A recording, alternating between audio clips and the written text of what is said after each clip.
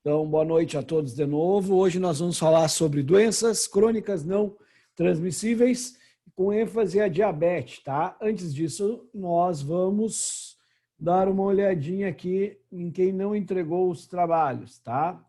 A dona Anne Beatriz, eu não achei o trabalho dela. Se ela estiver aí, ela já pode brigar comigo, me dizer onde é que ela enviou. O Daniel Pereira, eu não encontrei o trabalho dele. A Esther Vitória Pacheco, eu não encontrei o trabalho dela. O Jonas, eu não encontrei o trabalho dele. O Leonardo Flores, eu não encontrei o trabalho dele. E a Tainá Rodrigues, eu não encontrei o trabalho dela. Então, são esses aí que estão sem enviar o trabalho. Os demais enviaram o trabalho, eu encontrei todos os trabalhos. Se tiver alguém aí que queira reclamar já a respeito desse trabalho, já pode reclamar agora, ou cale-se para sempre. Dá Professor, tempo? Sim. eu perdi um pedacinho do seu áudio. Eu estou nos que entregou ou que não entregou? Eu avisei os que não entregaram, Charão. Ah, bom. Tá, não, sabe por quê? A Thaís me perguntou como é que eu fiz para mandar, eu disse que mandei pelo seu WhatsApp. E aí eu expliquei para ela como é que tinha que fazer, não sei se ela conseguiu. Eu recebi mas ela fez o trabalho. 4 trabalhos pelo WhatsApp, tá? Mas aqueles que eu citei ali eu não tinha encontrado. Ó, o Daniel, tá? Deixa eu começar do começo para dar certinho. A Anne, o Daniel, a Esther Vitória, o Jonas, o Leonardo e a Tainá. Eu não encontrei em nenhum lugar, tá? Então, se tiverem me enviado pelo WhatsApp, envia um oi de novo, que eu verifico. Se foi um e-mail, reenvie esse e-mail, tá? Para não ficar sem a nota. Tudo tranquilo, então? Vou compartilhar a tela para a gente começar a conversar sobre doenças crônicas não transmissíveis, tá? E aí a gente vai trocando alguma ideia. Qualquer dúvida, vocês abram o áudio, perguntem, parem, e eu também toda hora vou parar para perguntar para vocês alguma coisa para ver se a gente está se comunicando legal. Compartilhou bem aí? Faz um positivo digital aí para mim que eu consigo verificar aqui se está. Tá, vi pelo Charão que está tudo ok. Então a gente vai conversar sobre doenças crônicas não transmissíveis, tá? Basicamente o que a gente vai trabalhar hoje são esses conteúdos aqui, ó. Doenças crônicas não transmissíveis, o conceito delas, as doenças metabólicas, diabetes tipo 1, conceito, fisiopatologia da doença, tratamento, diabetes tipo 2, conceito, fisiopatologia, tratamento da doença, tá? Eu acredito que a gente vai chegar só até aí, mas como vocês são muito bons, a gente pode chegar até a prescrição dos exercícios para esses tipos de diabetes, mas a gente não precisa se apurar, vamos devagarinho. O que a gente conseguir, a gente vai trabalhando hoje. Bom, o conceito de doenças crônicas não transmissíveis. Primeiro, a gente tem que entender o que é uma doença crônica, tá? E uma doença crônica é uma doença multifatorial desenvolvida ao longo da vida, tá? O que é uma doença crônica não transmissível? Tá? É uma doença multifatorial desenvolvida ao longo da vida sem ação do patógeno, ou seja, sem ação de um efeito patogênico que tenha causado essa doença. Tá? Ela é causada por vários fatores. Tá? Essas doenças caracterizam-se por uma etiologia múltipla. Muitos fatores de risco, sendo os principais o uso de tabaco, ou seja, do cigarro, tá? Consumo nocivo de álcool, alimentação não saudável, a atividade insuficiente, tá? De atividade física insuficiente, longos períodos de tolerância, de latência, curso prolongado, origem não infecciosa e também por associarem-se a deficiências e incapacidades funcionais. Ou seja, elas têm um longo período, elas são doenças silenciosas, elas demoram a aparecer, ou seja, a gente perceber que elas apareceram. Normalmente elas levam 8 anos para se manifestar, tá? Elas também têm um aumento da incidência com o aumento da idade, com o avanço da idade, elas também têm um aumento de aparecimento dessas doenças, tá?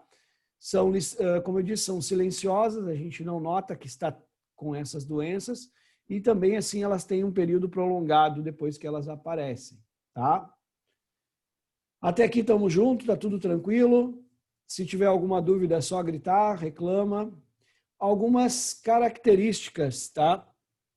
Dessas doenças, tá? Como eu acabei de falar para vocês, elas são silenciosas, ou seja, se a gente não percebe que tem, principalmente pressão alta e diabetes, né? A hipertensão e a diabetes, elas são bastante silenciosas.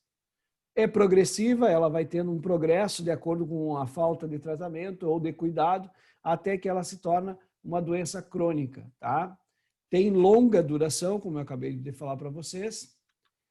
As principais doenças crônicas não transmissíveis: a diabetes, a hipertensão, a dislipidemia, o câncer, tá? Alguns fatores que causam essas doenças, alguns fatores, tá? A evolução do homem e a evolução do computador. A brincadeira do slide aí em cima é que, com o avanço da tecnologia, nós começamos a realizar menos atividade física, quase não realizamos, e aumentou o nosso sedentarismo e a nossa obesidade, tá? Então, com isso, alguns fatores são os que causadores dessas doenças crônicas não transmissíveis, como, por exemplo, a globalização. Hoje nós estamos em casa ligados no mundo, então nós não precisamos sair de casa para fazer muita coisa. A gente consegue comprar pela internet roupas.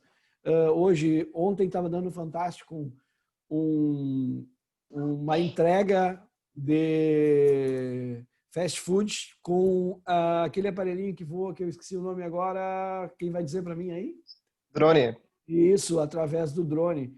Então, a gente já pode receber em casa através do drone. Então, a gente não tem que estar se locomovendo, fazendo algumas atividades. Dentro de casa mesmo, a gente já tem a inteligência artificial, onde a gente consegue ligar a TV, acender as luzes sem sair do sofá. Então, tudo isso aí vai levando a gente ao sedentarismo, tá?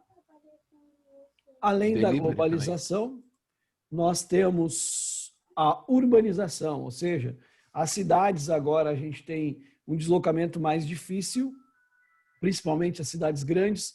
Nós temos o trânsito, que nos causa estresse, o ritmo da cidade é acelerado, ou seja, tu quer resolver alguma coisa, tu tem que sair antes para poder chegar, enfrentar fila. Então, tudo isso aí vai causando um estresse e vai causando o quê?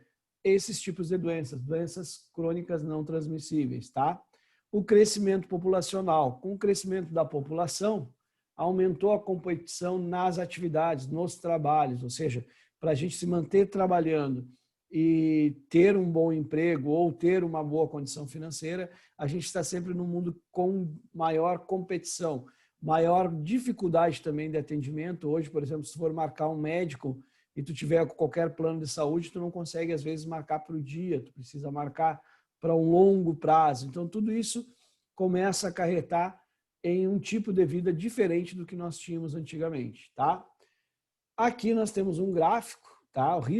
Fatores de riscos modificáveis, é o que a gente vai tratar agora. Quais são os fatores de risco das doenças crônicas não transmissíveis que nós conseguimos modificar? Mas antes disso, tem um gráfico aí do lado que vocês estão enxergando, falando sobre sedentarismo, tá?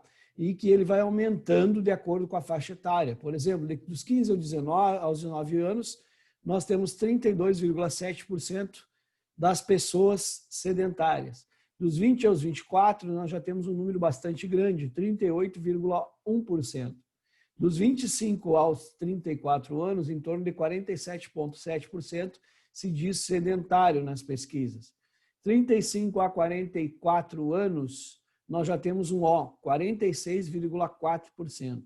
E na faixa etária dos 45 aos 54 anos, nós já passamos da metade da população que tem essa idade. Temos 53,5% sedentários. Dos 55 aos 64, nós já temos 56,5%, e acima dos 65 aos 74 anos, nós temos 64,4%. Então, o número de sedentários ele vai crescendo de acordo com a faixa etária. Aqui nós vamos ver os riscos que são modificáveis, tá? Com relação às doenças crônicas. A dieta adequada, ou seja, um dos fatores que causam as doenças crônicas não transmissíveis é a alimentação, mas é um fator modificável, ou seja, se a pessoa conseguir ter uma dieta adequada, ela muda esse fator, tá?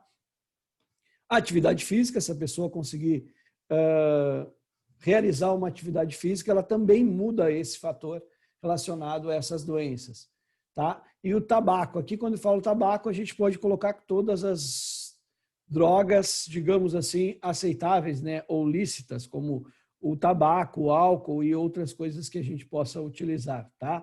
As lícitas estão nessa dos fatores modificáveis. Os que não são modificáveis, os riscos não modificáveis, tá? Um deles é a idade, certo? Com o aumento da idade, nós vamos aumentando o risco. Isso aí a gente não pode mudar porque a gente vai envelhecendo, é uma coisa meio lógica, tá? Hereditariedade, porque a gente pode ter algumas características dessas doenças que são hereditárias e que você pode ter recebido dos seus pais essa hereditariedade. Aqui nós temos o aumento da taxa de doenças crônicas, né? Só que é uma pesquisa do estudo realizado no Canadá mostrando a projeção do aumento das doenças crônicas. Vocês veem que em 2020, aqui, ó, que nós estamos, a hipertensão, tá? Já cresceu bastante em relação a 2001, por exemplo, que é o início da pesquisa ali. Depois ela é acompanhada pela diabetes, depois pelas doenças cardiovasculares, depois do câncer. E a projeção do aumento em 2039. Então, essa é uma projeção. Aqui são alguns números, tá, das pesquisas. Olha só, 49,8% dos adultos apresentam pelo menos uma doença crônica, tá? Uma doença crônica não transmissível. Das 10 pessoas que possuem uma doença crônica não transmissível, 7 delas, no caso, apresentam um grande risco ali. 63,4% das pessoas que têm doenças crônicas não transmissíveis têm diabetes, tá? Ou têm a diabetes como risco. E dessas 63,4%, elas têm algum problema ou limitação de mobilidade, tá? Alguma mobilidade. Vocês sabem que a diabetes, no caso, ela é um grande fator de amputação, principalmente de membros inferiores, tá? Aqui outro estudo de gastos dos Estados Unidos, e é para a gente ter uma ideia porque eles estudam bastante isso, para a gente ver como isso é um problema de saúde pública, tá, pessoal? Olha só, 70% das mortes causadas por problemas crônicos são por diabetes, lá nos Estados Unidos. 90% das contas, gastos, ou seja, do que se gasta lá, relacionados à saúde, são por conta de doenças crônicas. 60% dos adultos possuem alguma condição crônica. Tá? 40% dos adultos possuem mais de uma doença crônica ou mais de uma condição crônica. Estudos no Brasil, tá? Para a gente ter uma ideia como isso é um problema de saúde pública. No Brasil, nós temos sedentários usam 39% mais medicamentos que pessoas ativas, ou seja, as pessoas que não fazem atividade física usam 39% mais medicamentos do que as pessoas que fazem atividade física. Tá? Gasto com consultas, 63% menores com pessoas que fazem atividade física. Tá? Agora nós vamos começar a conversar mais a fundo sobre a diabetes e entender o que é diabetes. Quando a gente fala em diabetes, a primeira coisa que vem à cabeça é o quê? É o aumento do açúcar no sangue, tá? Ou seja, a gente achar que as pessoas têm, no caso, apenas o aumento do açúcar no sangue. É isso que a gente pensa, tá? A gente acha que é uma hiperglicemia.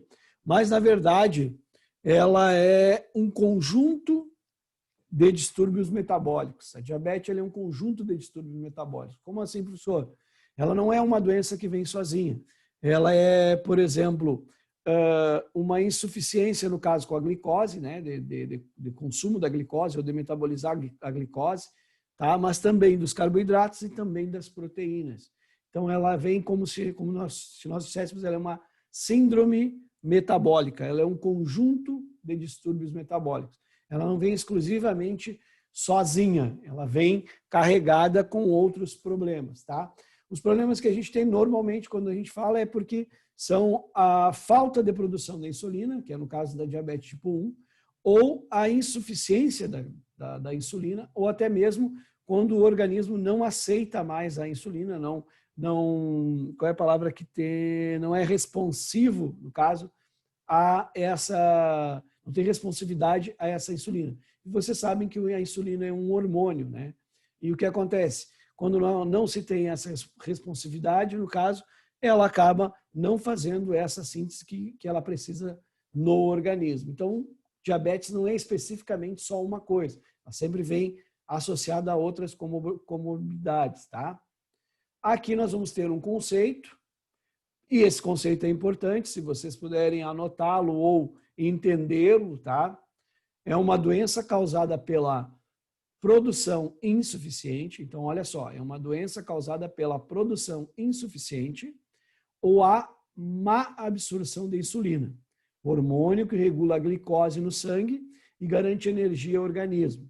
A insulina é um hormônio que tem a função de quebrar as moléculas de glicose, o açúcar, transformando-a em energia para a manutenção das células do nosso organismo. Ficou tranquilo até aqui? Estamos juntos? Vocês entenderam esse conceito? Então, não é só a falta de insulina, mas é a má absorção também, tá? E, dou sequência,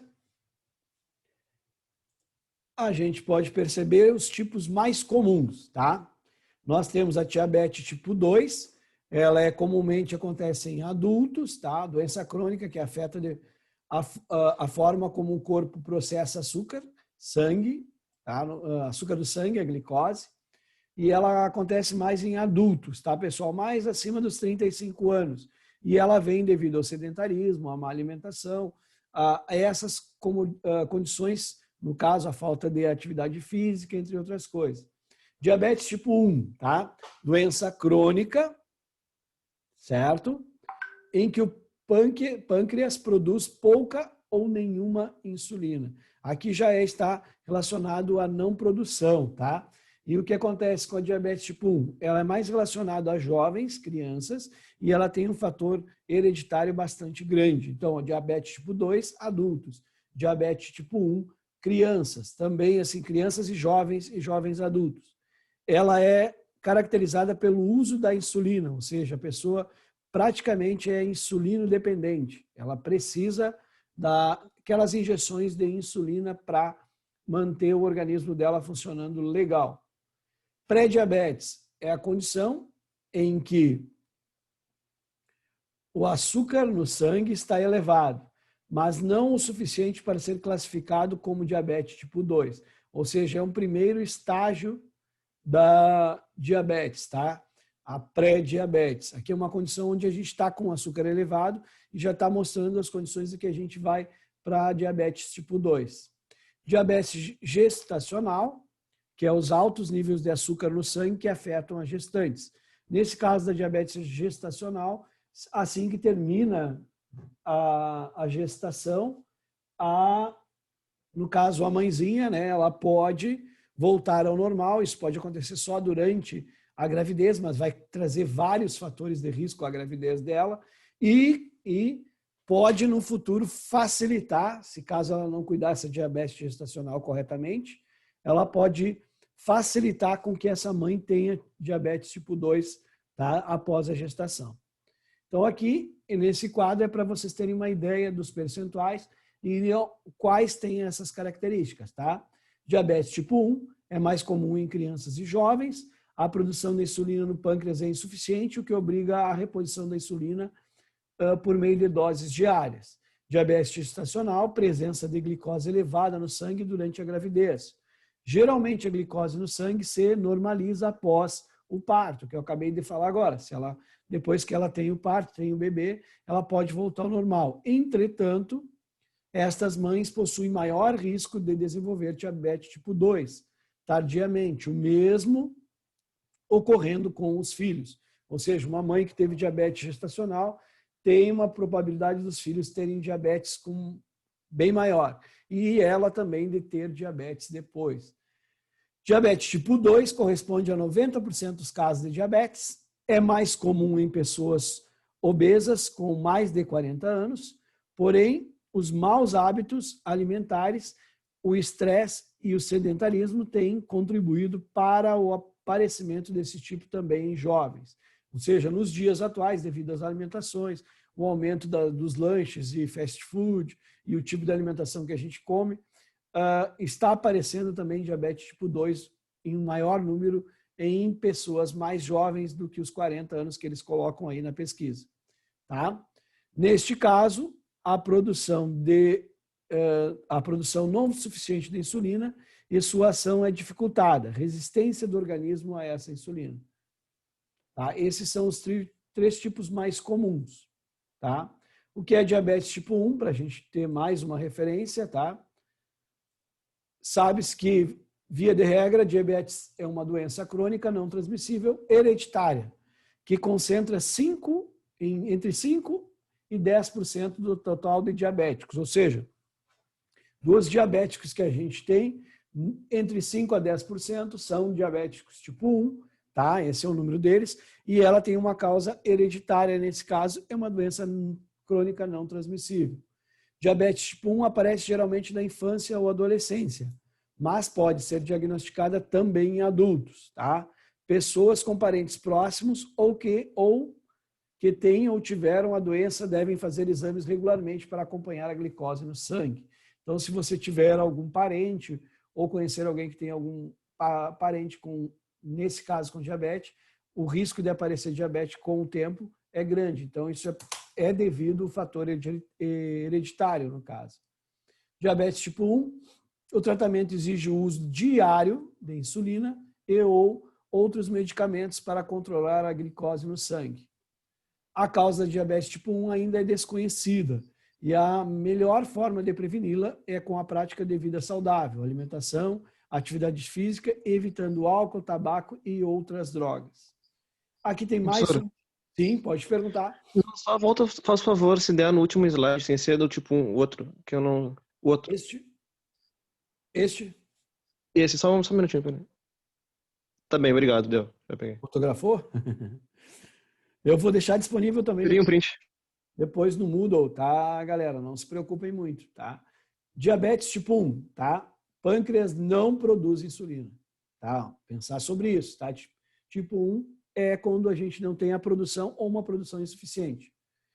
Tipo 2, o organismo não utiliza bem a insulina, tá? E aqui já aparece aquela idade que eu coloquei para vocês, mais de 35 anos, tá? A diabetes tipo 2 ocorre quando o corpo não aproveita a insulina adequadamente, tá? A causa de diabetes tipo 2 está diretamente relacionada com sobrepeso, sedentarismo, triglicerídeos elevados, hipertensão e hábitos alimentares inadequados. Por isso é essencial manter o acompanhamento médico para tratar também dessas outras doenças, que podem aparecer junto com a diabetes. Diabetes latente ou autoimune do adulto. Nesse caso aqui, ele é uma característica, é chamado LADA, tá? E é uma característica de uma doença autoimune, ou seja, ela começa a destruir as células do organismo, tá? Que produzem a insulina, e aí com isso nós não temos a produção da insulina. Atinge basicamente os adultos e representa um agravamento da diabetes tipo 2. Caracteriza-se basicamente no desenvolvimento de um processo autoimune do organismo que começa a atacar as células do pâncreas. Aqui as diferenças entre o tipo 1 e o tipo 2, para que a gente fique com elas bem ressaltadas, tá? Características, a tipo 1, tá? Dependência de insulina. Jovem, ela tem característica de ser jovem e geralmente no início. E o percentual dela é mais ou menos igual a 10%. É de 5% a 10% em jovens, tá? A tipo 2, comparando, ó, nós temos, ela não é insulina dependente, tá? e ela aparece em adultos, o início, tá? No caso dela em adultos, e é mais ou menos 90% do percentual de diabéticos que nós temos. A idade aproximada, tá? Menor que 20 anos, nós temos a tipo 1, que é dependente da insulina. E maior, no caso do que 40 anos, a tipo 2. A evolução da tipo 1 é rápida, certo? Quando ela aparece, já é descoberta, já evolui rapidamente, já tem que fazer o tratamento. E a do tipo 2, ela é devagar, ela tem uma evolução lenta. Aquilo que eu falei para vocês, às vezes leva 8 anos para a pessoa realmente constatar que ela está com diabetes. Histórico familiar, tá? É mais incomum, e aqui, ó, no tipo 2 é mais comum, tá? Insulina obrigatória. Na tipo 1 é sempre, e na tipo 2 nem sempre, tá? Às vezes se usa insulina ou se não usa outro tipo de tratamento. Insulina pancreática, pouca ou nenhuma, ou seja, ele não tem nenhuma, não produz insulina no pâncreas ou ela tem pouca. Aqui, ó, ela é normal ou ela é alta. O que acontece é que o organismo já não absorve mais essa insulina, tá? Ketoacidoses, ou seja, a característica de aparecer problemas de acidose é comum na insulina dependente, tipo 1, tá? No tipo 1, e é raro no tipo 2. Gordura corporal, no tipo 1, é normal para magros. Sabe aqueles diabéticos que são magros, tá? E o tipo 2 é geralmente obesos. Então, essas são algumas diferenças entre a tipo 1 e tipo 2 para a gente entender a fisiopatologia da doença, tá? Aqui é quando a gente começa a perceber e a diagnosticar a doença, tá? Diabetes maior ou igual a pessoa está com 100 diabetes quando ela é menor do que 100, tá? O índice glicêmico é menor que 100. Fez a avaliação, deu menor que 100, tá tranquilo. Igual a 100 até 125 miligramas por... tá? Aquela medida ali, tá? Entre 100 a 125, a pessoa já é pré-diabética, tá? Quando ela está no estágio de pré-diabetes, é grande o índice de pessoas que passam a ser diabéticos. É muito maior o índice, mais de 80% passam a ser diabéticos, do que elas retornarem ao processo anterior, ou seja, sem diabetes, tá?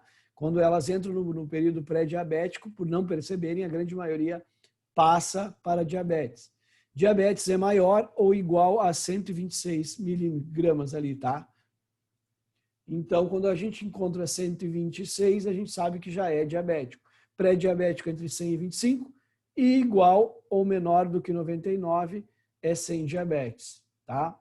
Pré-diabetes é quando os níveis de glicose do sangue estão mais altos do que o normal, mas ainda não estão elevados o suficiente para caracterizar um tipo 1 ou 2, tá? É um sinal de alerta do corpo e normalmente aparece em obesos, hipertensos e ou pessoas com alterações nos lipídios. Aqui de novo a sinaleirinha, ó, dizendo e nos lembrando quais são esses índices, tá? Ó, esse alerta do corpo é importante por ser a única etapa do diabetes que ainda pode ser revertida. Então, se a pessoa estiver no período pré-diabético, ela pode reverter, prevenindo a evolução da doença e o aparecimento de complicações, incluindo o infarto. Estatística da pré-diabetes, tá? No entanto, 50% dos pacientes que têm diagnóstico de pré-diabetes, mesmo com as devidas orientações médicas, desenvolvem a doença. Eu falei em torno de 80%, né? Mas aqui já fala 50%. 50% é certo que desenvolve a diabetes, tá? A mudança de hábito alimentar e a prática de exercício são principais fatores de sucesso para o controle. O que é diabetes gestacional? Ocorre temporariamente durante a gravidez, as taxas de açúcar no sangue ficam acima do normal, mas ainda abaixo do valor para ser classificado diabetes tipo 2. Tá? Toda gestante deve fazer o exame de diabetes regularmente durante o pré-natal. Mulheres com a doença têm maior risco de complicações durante a gravidez e o parto. Aqui, ó, nesta figurinha tem os fatores de risco. Ó. Idade materna a partir de 35 anos. Se ela é uma gestante com 35 anos ou mais, ela tem um fator de risco agravante. Ganho de peso excessivo durante a gestação. Vocês vão ver que o ganho de peso adequado para uma gestante é até no máximo 12 quilos. De 9 a 12 quilos é o que a gestante ganha adequado na sua gestação. Mais do que isso, ela já começa a ficar em excesso, tá? Sobrepeso ou obesidade, síndrome dos ovários policísticos, história prévia de bebês grandes, maior que 4 quilos, história prévia de diabetes gestacional, ou seja, se ela já teve uma gestação com diabetes, história familiar de diabetes ou parentes em primeiro grau, história de diabetes gestacional na mãe da gestante, hipertensão sistêmica na gestação, gestação múltipla, ou seja, gravidez de gêmeos, tá? Eu achei que tinha até alguma coisinha aqui. Tem. Esse tipo de diabetes afeta entre 2 a 4% de todas as gestantes e implica risco aumentado do desenvolvimento posterior do diabetes para a mãe do bebê. Ela é uma característica hormonal, ou seja, devido aos hormônios, tá? Então, a absorção, no caso da glicose e a produção da insulina fica alterada, tá? Também é por causa da alimentação.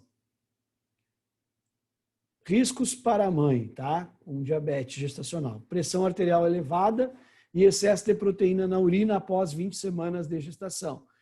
Não tratada pode levar a pré-eclâmpsia, grave ou até a morte. Parto prematuro, a mamãe pode ter o bebê antes da hora. Cesariana, ou seja, quais os riscos que tem na cesariana? Principalmente cicatrização e esses problemas de levar a uma cesariana com dificuldades, tá? Probabilidade de ter diabetes gestacional novamente na próxima gestação e aumenta a probabilidade de desenvolver tipo 2 após a gestação. Riscos para o bebê, desequilíbrios químicos, tá? Pelo aumento da glicose e outras, no caso, comodidades que vêm associadas, né? Como níveis baixos de cálcio e do magnésio, distúrbios respiratórios. Se o bebê for prematuro, vai necessitar de ajuda à sua respiração para até se tornar mais forte. Hipoglicemia, desenvolve hipoglicemia logo após o nascimento, porque a sua própria produção de insulina é elevada. Aqui mais umas diferenças, só que agora baseadas a tipo 1 e tipo 2, no caso, e os sintomas, tá? Tipo 1, sede em excesso, a pessoa tem muita sede, urina frequente, cansaço e fraqueza, perda de peso sem razão, e ela é maior em crianças e adolescentes. Tipo 2, visão turva, fome exagerada, formigamento nos pés devido à má circulação, infecções frequentes e má cicatrização de feridas. Vocês lembram que eu disse que o maior número de amputações de membros inferiores acontecem em pessoas devido a diabetes, tá? Diagnóstico. São aceitos 3 diagnósticos, tá? Glicemia em jejum, tá? Maior que 8 horas, acima de 126. Glicemia de 2 horas pós sobrecarga de 75 gramas de glicose, acima de 200 milímetros, exame geralmente administrado em gestantes. Aqui eles dão, no caso, a glicemia de 2 horas pós sobrecarga de 75 gramas de glicose. Então, eles dão essa glicose para ver se realmente acontece, tá? Sintomas descritos associados a uma glicemia casual acima de 200, tá? Aqui nós temos, e eu vou abrir um parênteses para mostrar para vocês um pulo do gato, tá? Para que vocês entendam onde é que vocês vão achar referências para o trabalho de vocês no futuro, quando vocês se apertarem. Estou em dúvida, o que eu faço? Liga para o professor. Não, a gente pode ir no material, no conhecimento que a gente aprendeu, e tem mais um detalhe, olha só. Existe, para essas patologias, o que a gente chama de diretrizes, tá? Essas diretrizes, eu vou até colocar no Moodle para vocês aqui, embora diga 2017, 2018 nela, ela só tem atualizações, ela permanece a mesma, tá? E a gente vai descendo, aqui tem tudo sobre a diabetes, tá? Avaliação, diagnóstico, tudo direitinho, epidemiologia, Tudo que a gente está conversando nos slides, vocês vão encontrar aqui. E o que é mais interessante, ou que ainda é interessante, é que aqui tem os tratamentos também, tá? Nós vamos conversar com eles, nós vamos pinçar eles desse material aqui, mas quando vocês estiverem apertados ou precisarem descobrir alguma coisa que nós não conversamos, é só vocês virem nas diretrizes e procurarem, tá? Aqui tem tudo a respeito do monitoramento, de como a gente gerencia, como é que a gente tem a diabetes e a atividade física, qual é a relação que ela tem, tá? Tudo isso aqui, ó, para vocês utilizarem e descobrirem depois, de acordo com as necessidades de vocês, vocês vão procurar nestas diretrizes e vão encontrar o que vocês precisarem aqui, ó. Avaliação e tratamento, tá? Tudo tem nessas diretrizes. E eu vou deixar essas diretrizes para vocês no Moodle, para que vocês cheguem no Moodle e procurem alguma coisa que fique faltando, no caso, nos slides que a gente está trocando ideia agora. Por que eu falei isso? Porque este gráfico aqui, ó, tá? Já é das diretrizes, certo? E aqui ele tem essas medidas que nós falamos para diagnosticar. Glicose em jejum, tá? Menor que 100, é normal. Pré-diabetes de 100 a 126, ou menor que 126 até 125. E diabetes em jejum, no caso, maior que 126, no caso, já é diabetes. Glicose 2 horas após a sobrecarga, com 75 gramas de glicose. Aí tem essas medidas. Glicose ao acaso, chega e verifica. E aqui com a administração também de carboidratos, no caso, tá? E essa parte aqui é feita pelo médico, não é feita por nós ou não é verificada por nós, no caso, certo? Geralmente eles fazem para ter certeza de algum tipo de tratamento. Passei, exercícios físicos e diabetes. Primeiro, antes disso, pergunto para que não tenha problemas. Façam um positivo para mim aí, se vocês entenderam a diferença entre diabetes tipo 1 e tipo 2, tá? Coloquem aí, tá? E que vocês entenderam que a diabetes tipo 1, ela é geralmente insulino dependente, ou seja, depende da insulina. Também que ela vem com várias comorbidades, tá? Que vai avançando. Vocês entenderam toda essa primeira parte? Posso ficar tranquilo, posso entrar no exercício. Agora, quando a gente for falar do exercício, vocês têm alguns gostos pessoais com relação a modalidades. E tem a tendência de trabalhar em escola, com escola e EJA, ou seja, com adultos, com idosos, com adolescentes. Outros preferem e vão tender para as academias, então vão ter um aprofundamento maior depois. Mas aqui eu vou falar sobre tudo. Só que eu não vou falar assim, musculação. Não vou falar treinamento na esteira. Vou fazer que nem a gente fez com a obesidade, tá? Por que a gente fez a obesidade primeiro? Porque a obesidade é a porta de entrada para todas essas doenças que a gente está discutindo. Entendendo a obesidade, sabendo tratar a obesidade, a gente evita essas outras doenças. Agora, quando a gente entrar na diabetes, fica um pouquinho mais difícil. Por quê? Porque agora a gente já sabe que essa pessoa tem diabetes. Então, a gente sabendo que ela tem diabetes, o que vai acontecer? O nosso tipo de tratamento para ela vai ser diferenciado. O que muda? Tipo 1 e tipo 2. Se eu estiver na escola até o 9º ano, seja séries iniciais e finais, a possibilidade de ser diabetes tipo 1 é bem maior. Vocês concordam? Porque são crianças e adolescentes que estão ali. E crianças e adolescentes são tipo 1. Então, a grande maioria serão insulino dependentes. E aí a gente vai ter o que a gente chama de rebotes da insulina, ou o que a gente chama de rebotes do que a gente da glicemia. Então, a gente pode ter taxas grandes de hipoglicemia, tonturas, problemas durante a atividade física, porque essa criança vai ter que estar administrando, no caso, a insulina, de forma injetável, ou o tipo que o médico receitar, e ela vai ter que estar alimentada para fazer atividade física, vai ter períodos que vocês vão ter que verificar antes, durante e após, tá? Então, por isso que quando eu falar em atividade física, eu vou falar treinamento aeróbico, vou falar em treinamento resistido e vocês vão adequar o tipo de treinamento que vocês vão prescrever mais adiante ou o tipo de atividade física que vocês vão estar ministrando, tá? Não é específico musculação ou corrida, não, é vocês que vão ter essa ideia, tá? Da prescrição. Exercício físico e diabetes, tá? Vamos devagar, com calma, sem se preocupar. Hoje no Brasil, há mais de 13 milhões de pessoas vivendo com diabetes mellitus, o que representa 6,9% da população. E esse número está crescendo. Em alguns casos, o diagnóstico demora, favorecendo o aparecimento de complicações. Pode ser que você ou alguém próximo tenha diabetes. Tá? Esse aqui é um dado. Hoje eu ouvi e li, né, a respeito da diabetes e os dados já não eram mais 13 milhões, tá, pessoal?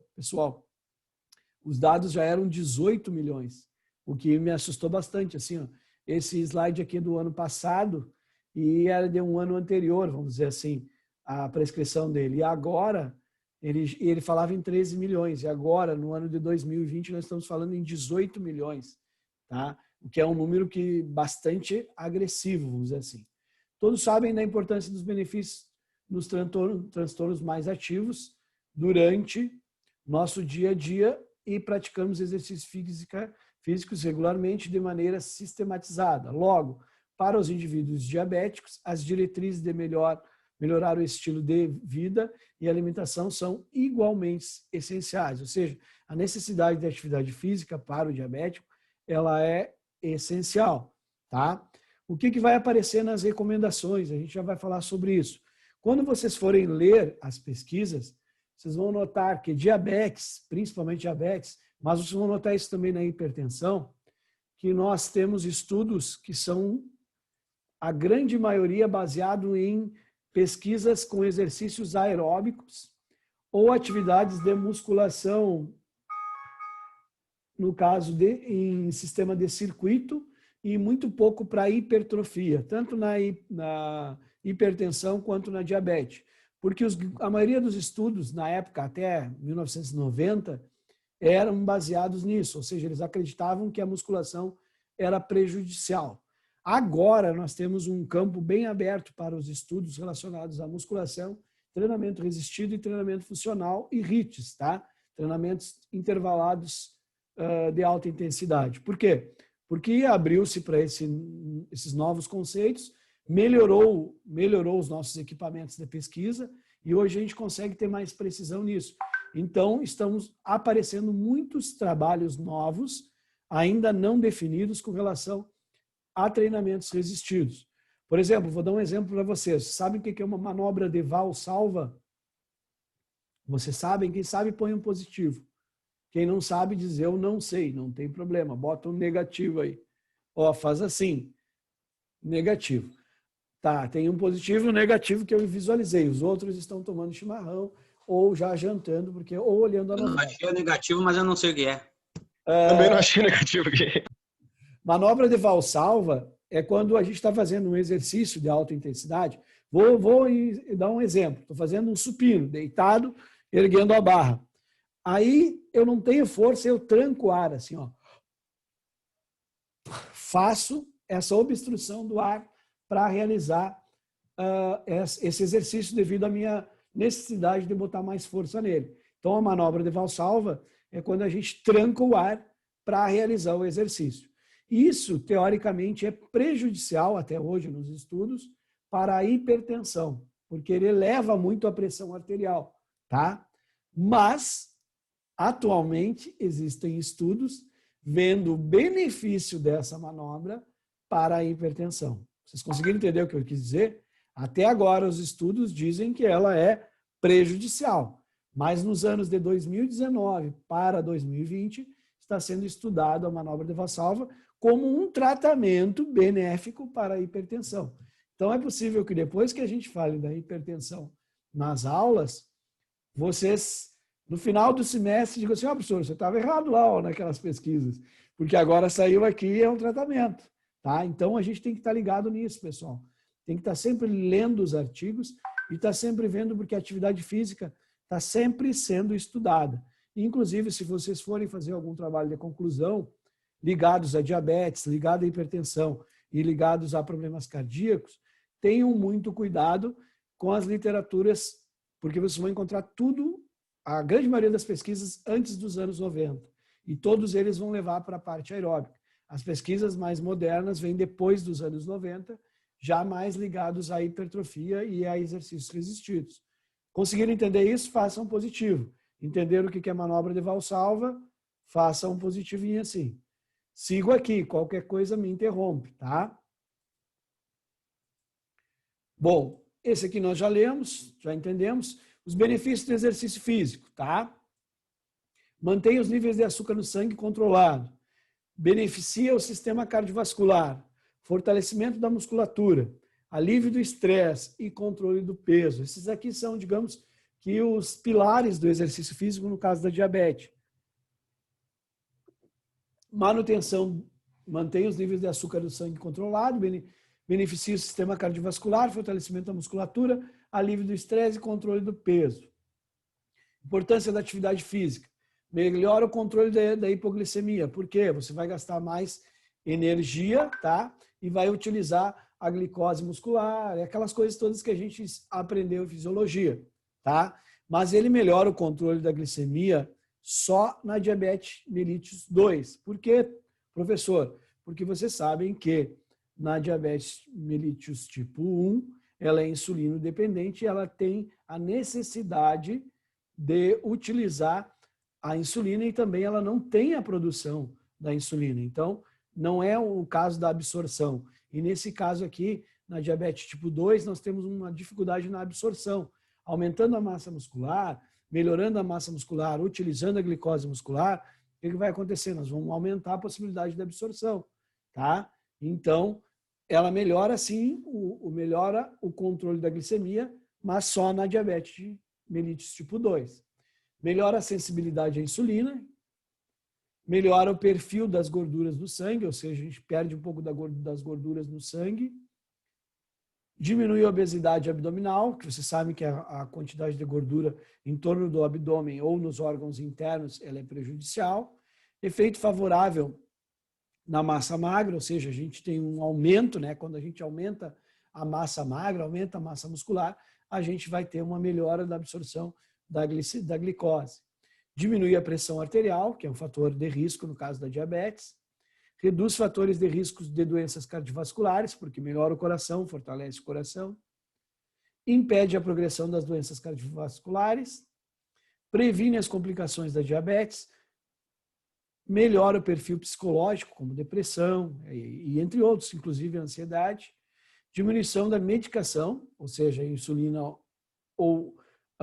ou medicação oral, mas em associação com a perda de peso, um controle nutricional. Se a pessoa está usando insulina, no caso de diabetes tipo 2, ou alguma medicação de via oral, e ela começa a fazer atividade física e perde peso, e tem um controle nutricional, ela pode até parar de usar essa medicação, tá? Então, nós podemos ajudar as pessoas a diminuir ou até mesmo parar de tomar essa medicação. Só vamos ter o cuidado que isso, nós nunca vamos mexer nessa prescrição, tá?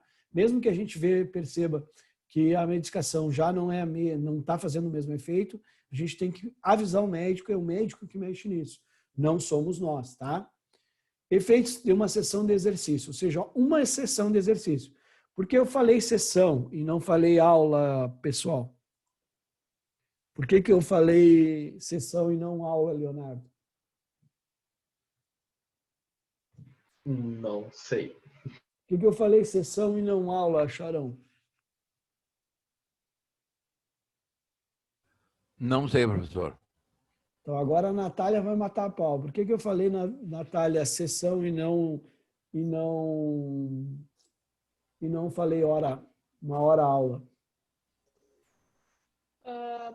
Eu acho, professor, que é relacionado ali ao tempo, né? Sessão é a duração que a sessão vai ter. O senhor não estipula um horário ali, a sessão, de acordo com o que o senhor planejou ali para trabalhar com o aluno, o que o senhor conseguiu atingir ali vai ser encerrado. Pode ser 20 minutos, 30 minutos, 40 minutos, e na hora da aula tem um... Tipo, se tu estipula o tempo da aula, mesmo que tu trabalho, tudo que tu tinha que trabalhar com o aluno, ele vai ficar ali, tipo, ó, falta 10 minutos, se eu tô pagando 1 hora e acabou 10 minutos antes, é mais ou menos isso. Perfeito, perfeito, Natália. Exatamente isso, pessoal. Nós, como educadores físicos, professores de educação física, olha só as mudanças que estão acontecendo. A gente sabe que a gente pode prescrever intensidade, volume e intensidade, tá? Da atividade física. Logo, o volume e a intensidade são contrários, vamos dizer assim. Se eu dou muita intensidade, o volume tem que ser pequeno. Se eu dou muito volume, a intensidade tem que ser baixa, tá? Então, como eu prescrevo volume e intensidade, eu não preciso fazer 1 hora aula de atividade para que ele atinja o objetivo. Então, é uma sessão de treinamento. Inclusive, agora, por exemplo, o pessoal que trabalha com personal training, eles estão utilizando sessão de treinamento como nomenclatura atualizada, porque não é mais necessário se fazer 1 hora para atingir o objetivo. Hoje existem 5 minutos de exercícios que têm a mesma intensidade que alguém que está prescrevendo 1 hora hoje, tá? Então, o que acontece? Tu consegue atingir os teus objetivos sem necessitar de 1 hora de treino. Vocês conseguem entender isso, pessoal? Sim? Não? Se sim, positivo. Se não, negativo. Não achei negativo, não existe negativo. Tá? Que bom isso. Então, vocês sempre vão entender. Tá? Então, por isso que nós chamamos de sessão de treinamento, tá? O Vinícius botou uma carinha, assim, então quer dizer que o Vinícius não entendeu, eu acho. Tá? Então, quando vocês forem vender, por exemplo, treinos online, não precisa vocês vender treinos online de 1 hora. Vocês podem vender sessões, ou seja, sessões de 30 minutos, por exemplo. Tá? A gente teve isso na palestra do Alexandre Evangelista, lembra? O Índia recém chegou na aula, pessoal. Vou continuar aqui, se estamos juntos, então eu continuo. Tá? Uma sessão só melhora a sensibilidade à insulina, facilita a captação da glicose, ajuda a homeostasia glicêmica. Efeito dura em torno de 24 a 72 horas após exercício. Tá, esse aqui, ó, o último, eu quero discutir um pouquinho. O efeito dura de 24 horas a 72 horas após o exercício. O que eu tenho que me preocupar com relação a isso? Se eu estou dando um exercício, Charão, e por que eu tenho que me preocupar com aquele índice ali, que uma sessão de treino muda o comportamento do corpo em 24 a 72 horas? 24 horas é um dia inteiro, 72 horas são 3 dias. Por que eu tenho que me preocupar com isso, Charão? Porque depende da intensidade e da carga de exercícios. Exato. Se eu der uma intensidade muito grande, né, Charão? Essa pessoa pode ter um problema de hipoglicemia devido ao EPOC, Leonardo. Eu fiz uma intensidade grande e aí o que acontece? Pode faltar açúcar no sangue dela quando ela estiver em casa e não na minha atividade, tá? Entendeu o que eu quis dizer? Ela pode ter uma hipoglicemia em casa. E isso pode durar de 24 a 72 horas, dependendo da intensidade do treino que eu dei para ela. Certo? Se eu fiz muito intenso, eu posso causar isso na pessoa. Então, eu tenho que monitorar ela pós-treino. É o primeiro índice que eu tenho que ter cuidado dela pós-treino. Se eu trabalhar com a criança vai ter, no caso, a insulina para administrar. Então, eu tenho que cuidar desse pico da insulina. Se esse pico da insulina, por exemplo, ele não vai acontecer dentro da minha aula. Por exemplo, ela tem aula à tarde comigo. Ela almoçou e fez ali logo após o almoço. Administrou a insulina. A insulina vai aumentar e vai carrear toda aquela glicose. E eu tenho aula com ela logo às 2 da tarde. Primeiro horário que ela chega na escola, aula de atividade física. Então, eu posso ter um problema de hipoglicemia ali. E também, devido à intensidade que eu der para a pessoa, isso pode passar depois para quando ela estiver em casa ter problemas de hipoglicemia. Então, é o primeiro alerta que acende para nós, que nós, com atividade física, podemos melhorar e vamos melhorar, mas também, se a gente não tiver um cuidado adequado, nós podemos piorar a situação dessa pessoa. Tá? Se a gente não tiver... Eu queria fazer uma pergunta aí, professor. Faça, Charão. Mais ou menos nesse caminho. Ó, a pessoa que, por exemplo, o meu vai para a academia às 15 horas. E o meio-dia ela se alimentou muito pouco, quase nada. Ela tem um mal súbito na academia, ela pode vir a óbito? Depende do que seria esse mal súbito. Se ele for ligado à hipoglicemia, acredito, Ligado à hipoglicemia. ligado à hipoglicemia, ela pode ter, dependendo do nível de mal súbito que ela teve. Normalmente não acontece, Charão. É mais por causa do pico da insulina. E aí o que acontece? Ela tem uma hipoglicemia, mas ela pode ter uma cetose junto. E o que é uma cetose? É quando aumentam o ácido no corpo dela, aumentam outros problemas, e aí pode ter problema no coração. Pode dar esse problema, pode dar. É mais raro, o mais comum é pela parte da manhã. Tá? O mais comum dela ter esse mal súbito é na parte da manhã. Em torno de 58% dos problemas cardíacos é na parte da manhã. Não sei se eu te respondi, Charão. Sim, entendi. Tu teve algum caso parecido? Tu viu isso acontecer? É que é difícil te dizer assim, ó, porque o mal Eu estava na academia. Sim. Eu estava na academia e uma menina desmaiou, caiu. Totalmente. E aí eu consegui dar uma recuperada nela, eu fiz uma massagem cardíaca nela e ela voltou, né? Aí conversei com ela, aí chamei a professora, que estava no momento ali, e perguntei para ela, vem cá, tu almoçou? Disse, não, eu tomei só um copo d'água. Então foi uma hipoglicemia. Ela disse que tinha tomado um copo d'água. O risco de se fazer atividade em jejum é muito grande, viu, gurias? Aí depois conversando com ela, eu digo, mas por que tu juntou a comer quase nada para vir fazer exercício? Não, porque eu quero emagrecer mais rápido. Não é legal. Não é legal. Não vai emagrecer. Não, vai morrer, cara. Exatamente. Olha, se você olhar as pesquisas, o que se emagrece treinando em jejum equivale a menos do que uma colherinha pequenininha, tá? Deixar de gordura se tu malhar sem estar em jejum do que tu malhar comendo alguma coisa. E o risco de malhar em jejum é muito grande, tanto para a hipoglicemia quanto para os prejuízos do corpo, tá? O que normalmente a gente faz? Deita, né, Charão? Ergue as pernas, porque, por exemplo, se ela está na esteira ou se ela está fazendo atividade física, como as pernas são um músculo, digamos que um grande percentual da massa muscular do nosso corpo, e o sangue desceu, está caminhando na esteira, desceu para que ela fizesse atividade física e usasse os membros inferiores, ele está utilizando a glicose lá, falta açúcar no corpo e o cérebro apaga. Então, tu geralmente deita, ergue as pernas, né? E, dependendo do caso, faz com que ela comece a voltar devagarinho. Isso aí dura em torno de no máximo 2 minutos esse desmaio aí, viu, pessoal? Mais que 2, as coisas estão fora do padrão. Tá? Aí ela tem que voltar rápido. Se ela não voltar, SAMU. Não brinca com esse negócio. Tá? E a massagem cardíaca com certeza ajuda, Charão, porque faz ela mobilizar novamente o sangue, né? Faz o coração funcionar. Sim. Então faz ela respirar também. A Nadine abriu o microfone, louca de fazer. Não, esse fim de semana aconteceu esse problema de desmaio aqui em casa, no caso da minha mãe. Daí eu não estava preparada porque eu não me lembrava de quais eram as medidas que a gente tinha que tomar para num acontecimento desse.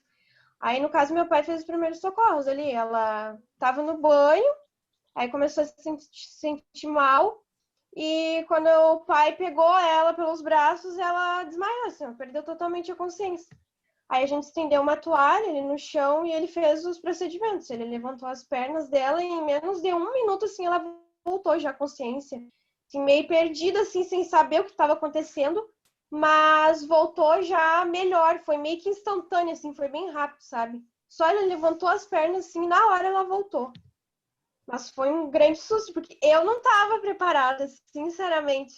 Ainda bem a sorte que o meu pai estava em casa e pôde fazer essas medidas aí, os primeiros socorros que tem que fazer, porque eu acho que eu me apavorei. Eu me apavorei.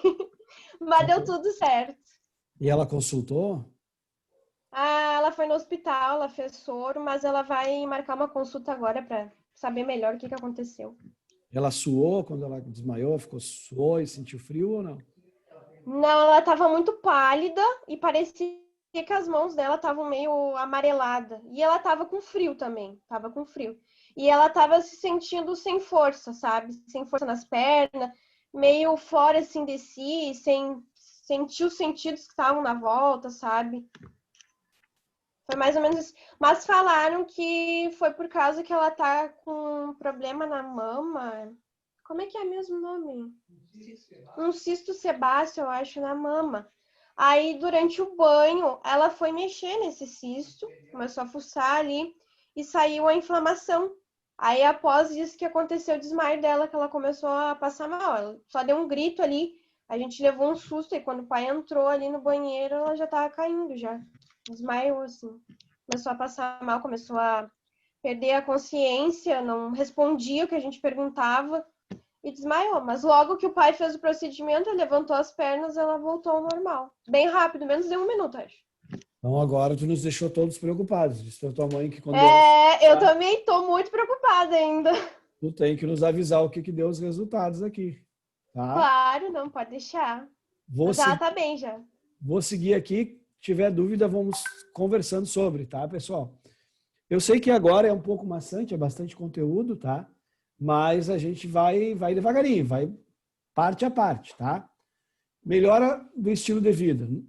Na melhora do estilo de vida, incorpora-se o exercício físico e a dieta, tendo em vista que a nutrição pode auxiliar no controle da glicemia, principalmente pelo índice glicêmico dos alimentos, velocidade com que os alimentos serão absorvidos. O exercício contribuindo para o aumento do gasto calórico diário, 90% dos diabéticos são obesos, provocando perda de peso e atenuando os elevados níveis de glicose. Então, aqui ele está falando sobre as melhoras do estilo de vida, né? Incorporando a atividade e uma melhor alimentação, tá? E os tipos de alimentos corretos e o que isso pode ajudar, no caso, nos níveis de glicose. Perder aproximadamente de 5 a 10% do peso auxilia na melhora do quadro glicêmico. Além disso, são recomendadas no mínimo 3,5 horas por semana de exercício de intensidade moderada ou 2 horas por semana de exercícios intensos, o que impacta significativamente na qualidade de vida do diabético. Então, vocês lembram que nós já estudamos que o mínimo de atividade física recomendado pelo Colégio Americano é, no mínimo, 150 minutos por semana, ou seja, 3 vezes na semana, tá? Aqui ele está falando em um pouquinho mais, ó, se for atividade moderada. Ele fala em 3,5 horas, ou seja, mais do que 3 dias pela semana, se for atividade moderada. Se for intensa, se recomenda no mínimo 2 horas, tá? De exercícios intensos. Isso aí significa uma melhora bastante expressiva na vida do diabético. Alguns cuidados, tá? Vamos dando uma olhada nisso aqui, ó. Para o diabético tipo 1. Tipo 1, a gente lembrou, são crianças, adolescentes, vão estar na escola, tá? Como o pâncreas produz pouco ou nenhuma insulina, o tratamento é essencialmente medicamentoso, com a aplicação de injeções de insulinas diárias, podendo estas serem de ação rápida, intermediária ou longa. O que isso quer dizer? Se ela tem uma ação rápida, ela vai injetar em menos de 30 minutos, ela já está resolvendo o problema da glicose. Se ela for intermediária, ela vai fazer a injeção, vai fazer a utilização e ela vai durar entre 1 a 1h30, tá? Esse processo para acontecer. Se ela for longa, ela vai até 2 horas, tá? 2 horas e meia. E isso dependerá de cada indivíduo. Somente o endocrinologista é capaz de avaliar. Então, o médico, né, o endocrinologista, é quem prescreve e vê qual o tipo de insulina. Mas nós, como professores de educação física, devemos saber qual é o tipo de ação da insulina que ela está utilizando. Para o bacharelado, eu fiz pedi uma prescrição e eu coloquei nessa prescrição, eu coloquei os dados do aluno e eu coloquei o nome do remédio. para que eles tivessem que pesquisar se ele era rápido, intermediário ou longa, tá? Para vocês, a gente não vai entrar a fundo nisso aí. Mas vocês têm que ter com vocês que se a pessoa usa, é insulina dependente, é tipo 1. Vocês têm que saber que tipo de insulina é e qual é a ação dela, rápida, intermediária ou longa, tá? E estudar sobre esses tipos de ação um pouco mais, porque isso vai acarretar dentro da aula de vocês algum problema, tá?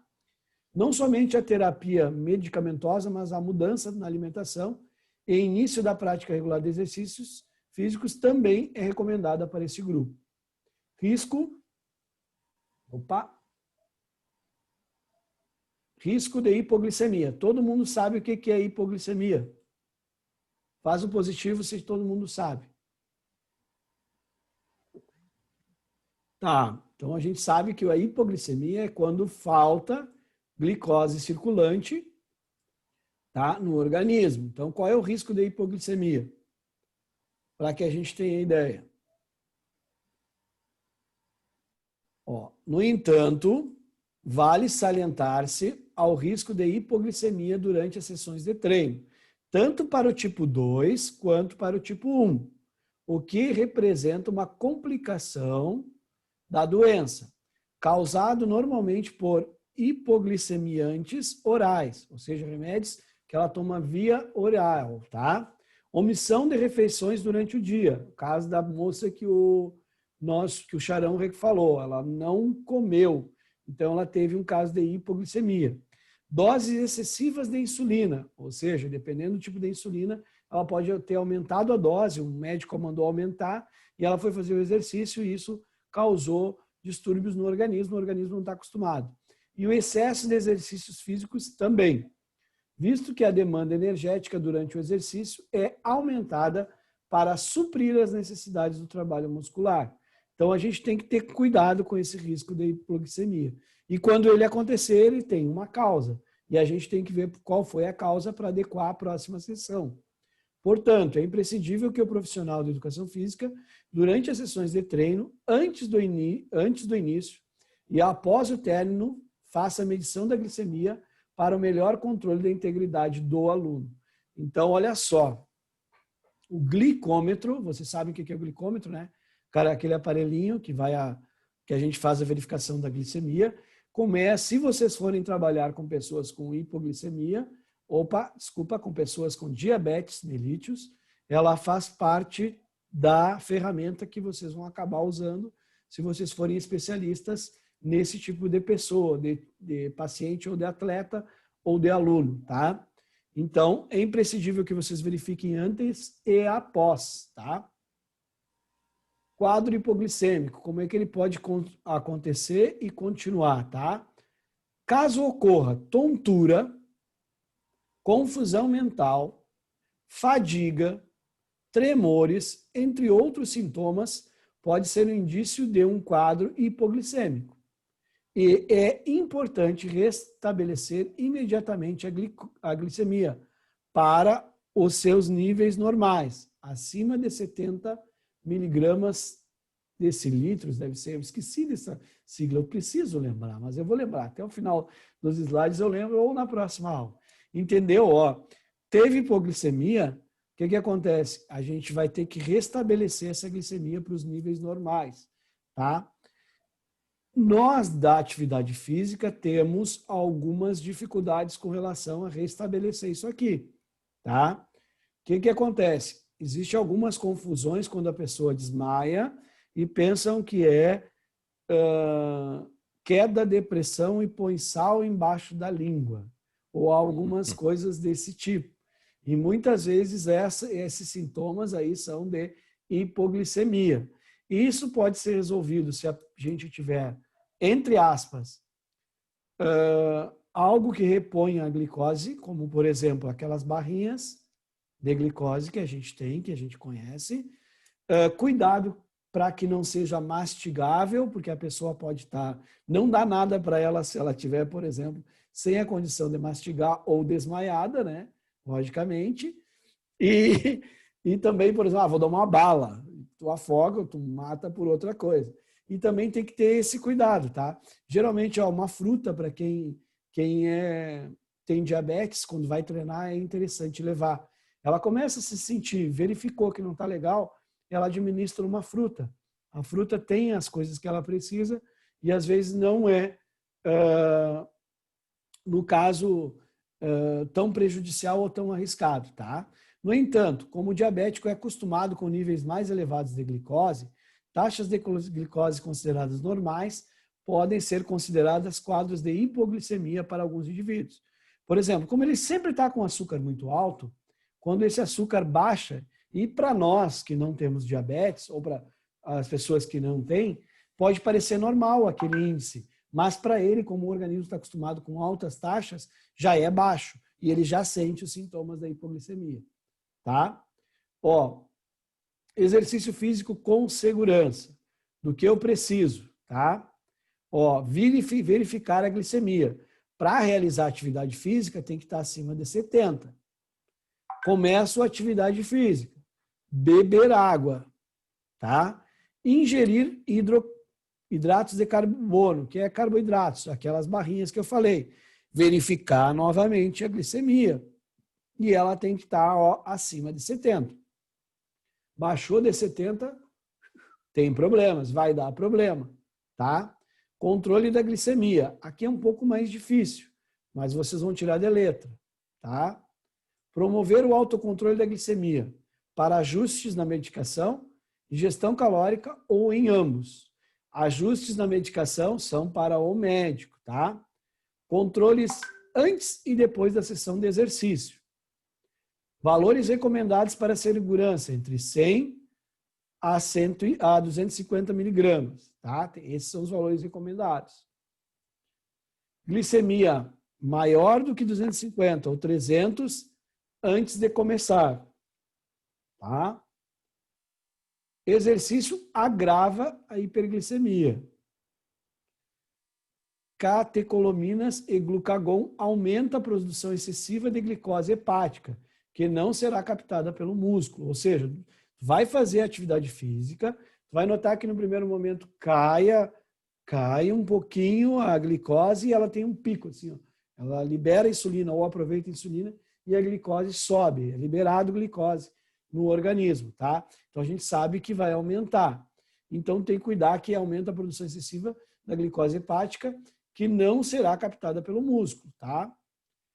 Mas o melhor será adiar o início até haver valores adequados. Então, por exemplo, se eu tiver com uma glicemia maior do que 250 a 300, eu vou botar no exercício, eu sei que ela pode ter um aumento ainda maior. Então, não faz atividade, adia e vai até que tenha os valores adequados. Quando a glicemia é menor do que 100, tá? Exercício predispõe a uma hipoglicemia, ou a falta de açúcar, falta de glicose. Consumir, olha só, 20 a 30 gramas de carboidratos antes de começar. Consumir 20 a 30 gramas de carboidrato antes de começar.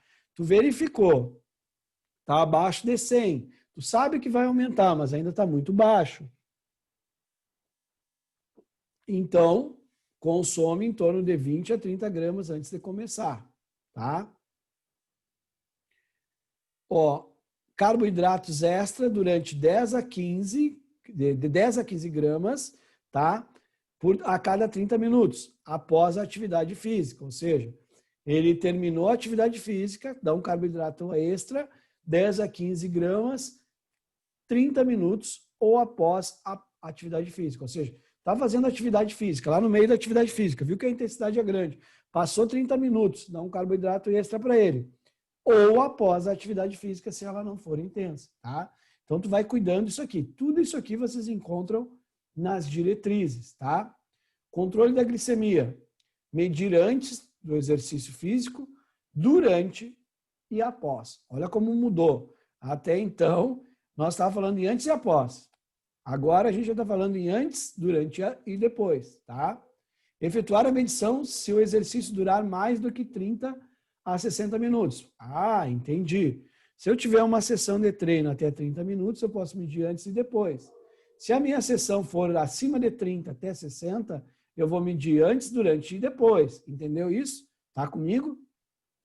Medir 2 a 3 vezes antes, em intervalos de 30 minutos. Ver a tendência antes de começar. Fez lá uma verificação. Ela está se mantendo. Fez outra, está se mantendo. Fez outra se manter. Tá, então vamos lá. Tá. Medir de 2 a 3 vezes antes. Tá? Em intervalos de 30 minutos. Se ela começar a cair, tu já começa a te preocupar. Tá?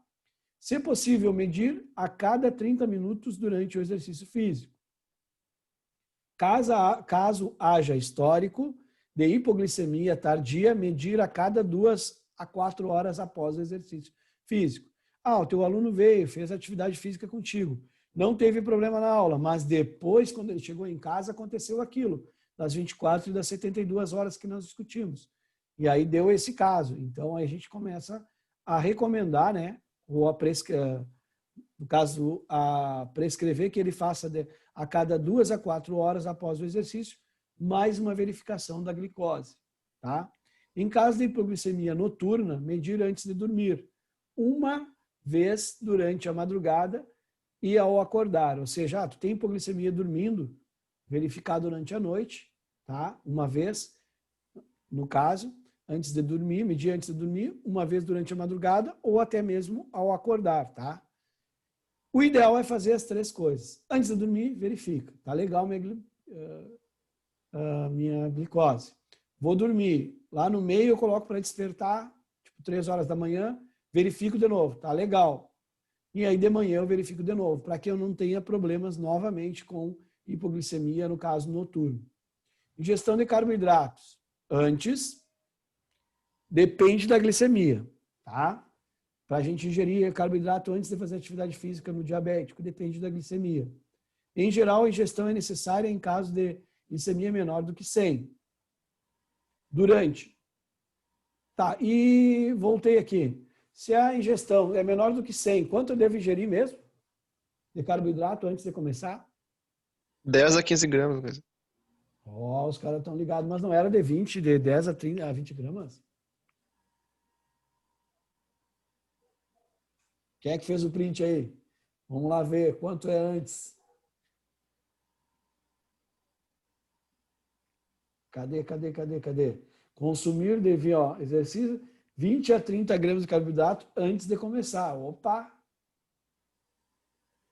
Quem é que tinha respondido? Eu, Pedro. Então, é 20 a 30, Pedro. Concorda? Com certeza, tá falado. Não, tem que verificar se tu não achou outros dados aí, né? Não, tô nesse estudo aqui.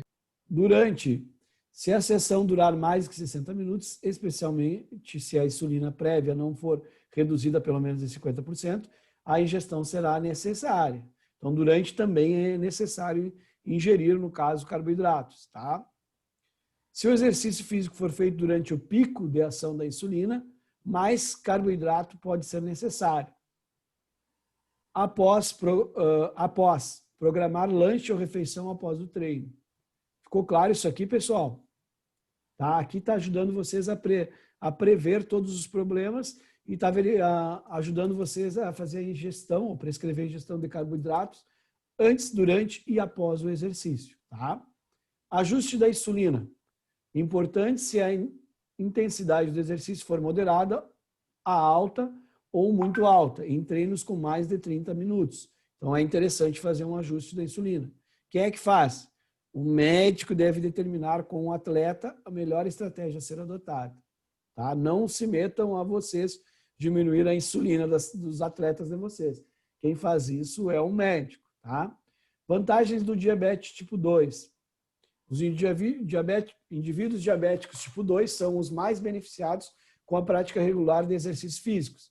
Se considerarmos que a maior parte deles apresenta obesidade e é necessária a perda de peso para melhora do quadro. Como eles são a grande maioria mais velhos, no caso, e aparece com o decorrer, no caso da idade, a obesidade e também a perda de peso pela atividade física, no caso, os benefícios da atividade física são bem maiores no tipo 2, tá? Eles não têm aquele quadro de insulino dependente. Além da perda de peso, aumento da massa magra, aumento da força e melhora nos quadros de humor, são benefícios relatados através do treinamento. Nesse tipo são utilizados medicamentos hipoglicemiantes, orais e de extrema importância à mudança dos hábitos diários para o controle da doença. Prevenção da hipoglicemia. Mais comum nos que usam insulina, mas também nos sulfonilureais. O que é isso? É mais comum nas pessoas que usam, no caso, insulina, mas também tem alguns diuréticos e outros medicamentos que eles usam via oral que acaba também causando a hipoglicemia. Monitorização da glicemia antes e após a atividade física. Redução da dose da insulina, entre 50% e 90% da dose. Quem é que faz isso? Médico. Começou a aparecer um quadro hipoglicêmico durante a atividade, então pode-se reduzir sim a dose da insulina? Sim, mas quem faz isso? O médico. Pode reduzir até entre 50% a 90% da dose. Dependendo da duração e intensidade da experiência individual. Mesmo assim, quem reduz é o médico. Redução da dose de antidiabético oral, com o médico. Tá? Exercícios com um colega, pelo menos inicialmente. O que isso quer dizer, pessoal? Vocês estão trabalhando em um local, ou escola, ou academia, e a pessoa é diabética, e ela começou a fazer atividade com vocês. E, no caso, é a Nadine. A Nadine está com diabetes e a gente não sabe. Avisou que está com diabetes, veio do médico, veio recomendado, mas tu não sabe quais são as reações dela com relação ao exercício. O que tu faz? Tu coloca um colega a fazer as atividades físicas junto com a Nadine, que já seja mais experiente, até para monitorar, entre aspas, a atividade. Imagina a gente com 30 alunos, 20 alunos na escola. Como é que a gente vai estar cuidando daquele aluno em específico? A gente cuida ele e perde os outros. Então, colocar ele junto com o outro e já avisar o outro colega. Olha, se ele tontear, se ele tiver algum problema, tu me chama na hora. Não.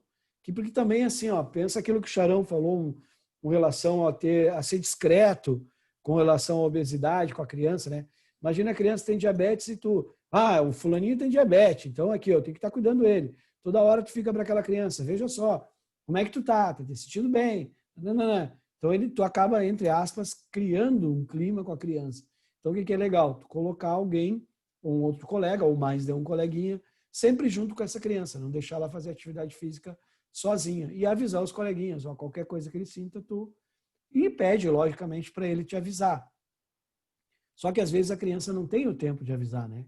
Então, tendo um colega ou treinando junto, fica mais fácil da gente controlar e monitorar isso aí. Pelo menos inicialmente, tá? Pessoal, vamos mais um pouquinho.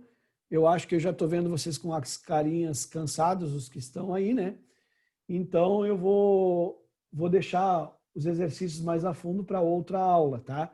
Vou só mais um pouquinho aqui. Hipoglicemia após esforço. Ingerir 20 a 30 gramas de carboidratos de absorção rápida. Avaliar a glicemia após 5 minutos. Manter essa sequência até a glicemia maior do que 80. Nota, o efeito agudo do exercício mantém-se por 24 até 72 horas. Então, cuidar aquela prescrição pós-exercício, tá?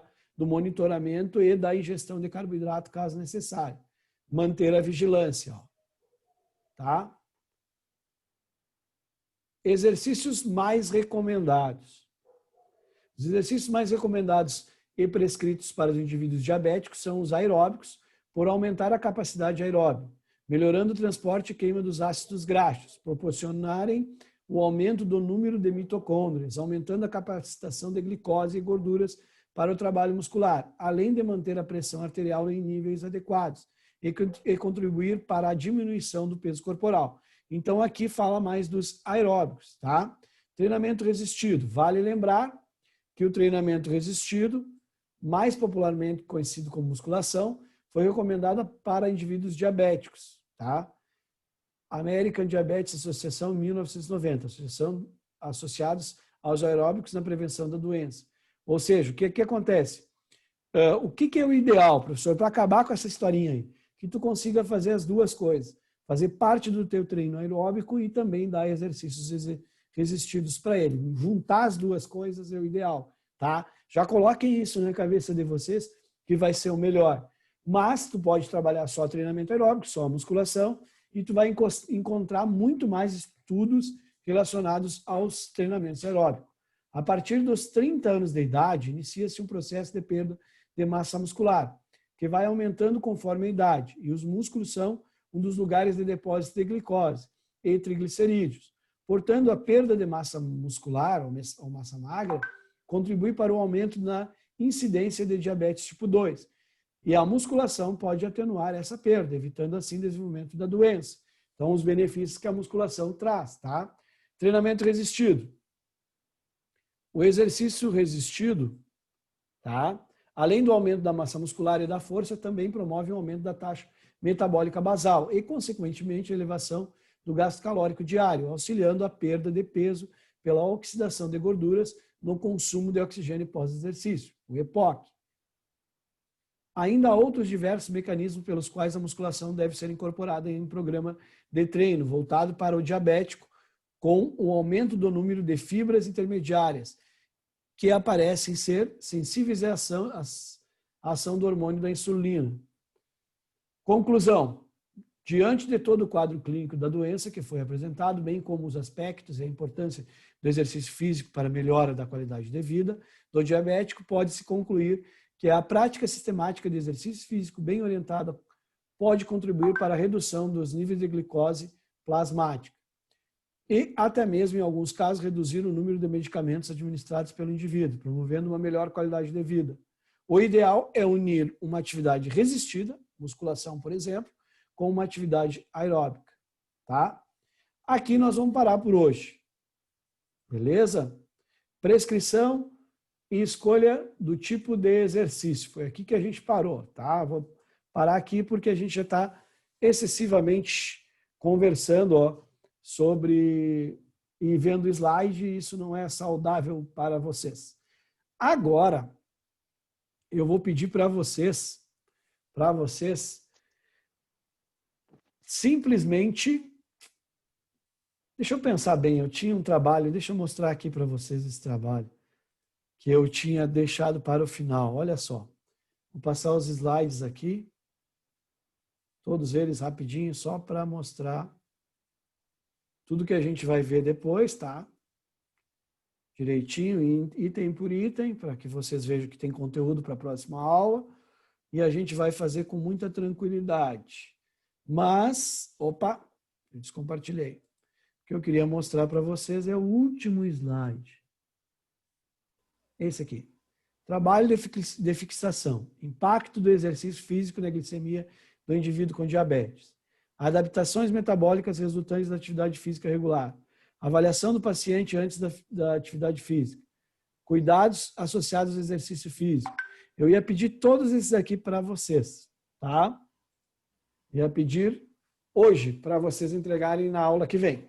Mas, como a aula de vocês, se eu não me engano, a turma de vocês teve de 26 ou 25 avaliados, na prova teve 15 notas 10. Sabe o que é 15 notas 10 numa turma? A metade seria 13, concorda? Seria 50%. Então, nós ultrapassamos 50%, tirando notas 10. E eu vi que nas questões de saúde, se eu não me engano, eu tenho um índice ali, são 3 questões de saúde.